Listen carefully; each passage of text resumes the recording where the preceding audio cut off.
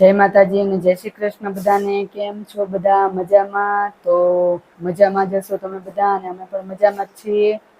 તો આજે આપણે એક નવા બ્લોગ સાથે પાછા આવી ગયા છીએ, અને આમાં તમને હું બતાવવાની છું, આપણે આ એક નવી રીત છે, બેસ્ટ ટ્રીક છે। તમને ઘૂંટણમાં કોઈ પણ જાતનો દુખાવો થતો હોય તો તમે આ ટ્રીક અજમાવી શકો છો અને કરી શકો છો। અત્યારે મોટી ઉંમરના ને તો હોય જ છે આ દુખાવો, પણ નાની ઉંમરના ને પણ આ દુખાવો ઘૂંટણમાં થતો હોય છે। તો તમે આ એક ટ્રીક અજમાવશો તો તમને ઘૂંટણમાં દુખાવો નહીં થાય।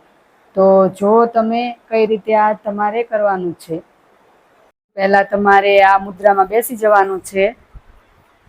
તમને ઘૂંટણમાં દુખાવો થતો હોય, આ પગમાં થતો હોય તો આ પગ લેવાનો છે, અને આ પગમાં થતો હોય તો આ પગ લેવાનો છે। તો તમને જે પગ દુખતો હોય, ઘૂંટણમાં દુખાવો થતો હોય સાંધામાં, તો એ પગ આપણે લઈ લઈશું અને એને ધીમે ધીમે આપણે આમ વાળશું, પછી એને સીધો કરશું, પછી ફરી વાર વાળશું, પછી ફરી વાર સીધો કરશું। આવી રીતે 100 વાર કરશો તો તમને ક્યારેય પણ ઘૂંટણનો દુખાવો નહીં રહે। તો પછી આપણે જેમ જેમ દુખાવો ઓછો થતો જાય એમ આપણે ઝડપથી વારવાના છીએ। અને આવી જ રીતે બે પગ દુખતા હોય તો બે પગને પણ તમે આવી રીતે કરી શકો છો।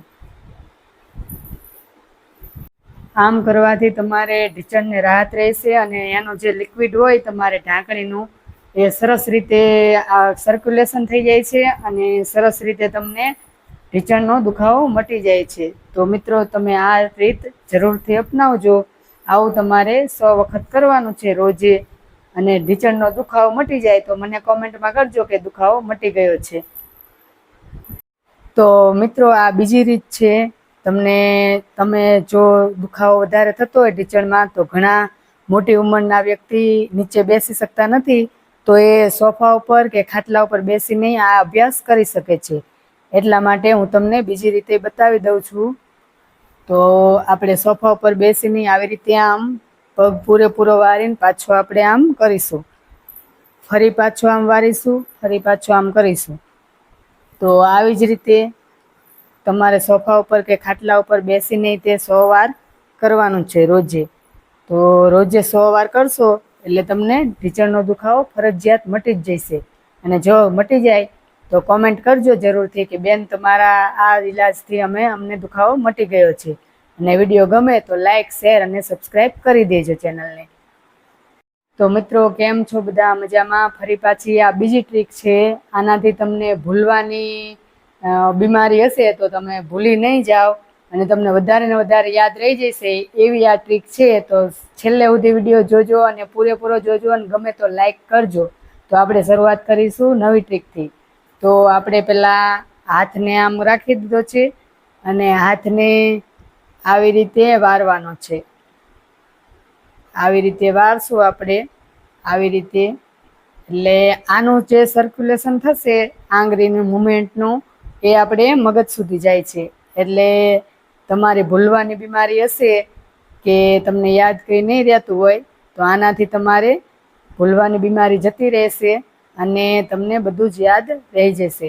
તો આવી રીતે રોજ તમે 100 વાર કરી શકો છો, કે વધારે ટાઈમ હોય તો વધારે વાર પણ કરો। તો રોજે મિત્રો 10-12 વાર તો ઓછામાં ઓછું કરજો જ, કારણ કે અત્યારના સમયમાં મગજમાં એટલા બધા ટેન્શન હોય છે લોકોને, તો એની ભૂલવાની બીમારી સામાન્ય થઈ ગઈ છે। ગમે તે તમે જો, ગમે તે કંઈક મગાવ્યું હોય તમારે ઘરેથી અને તમે ભૂલી જાઓ છો, નથી લાવતા, એટલે આવી બધી બીમારીઓ થઈ ગઈ છે। તો તમારે રોજે આ 10-12 વખતનો તો ટાઈમ હોય જ તે બધા પાસે, અને ટાઈમ કાઢવો જ જોઈએ। તો આવી રીતે તમારે 10-12 વખત કરવાનું છે, તો તમારી ભૂલવાની બીમારી ચાલી જશે।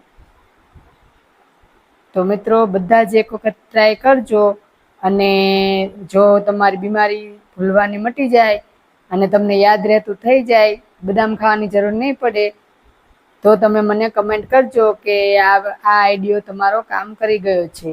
અમારી ચેનલમાં આવી જ રીતે નવી નવી ટ્રીકો, નવા આઈડિયા મળતા રહેશે। તો જોતા રહેજો અમારી ચેનલ, અને સબસ્ક્રાઈબ કરી રાખજો, એટલે સૌથી પહેલો વિડીયો તમને મળે। એટલા માટે જોતા રહો, અને લાઈક કરજો, શેર કરજો અને કમેન્ટ કરજો. અને મળીશું આપણે નવા વિડીયોમાં આવી જ નવી ટ્રીક સાથે. તો આવજો.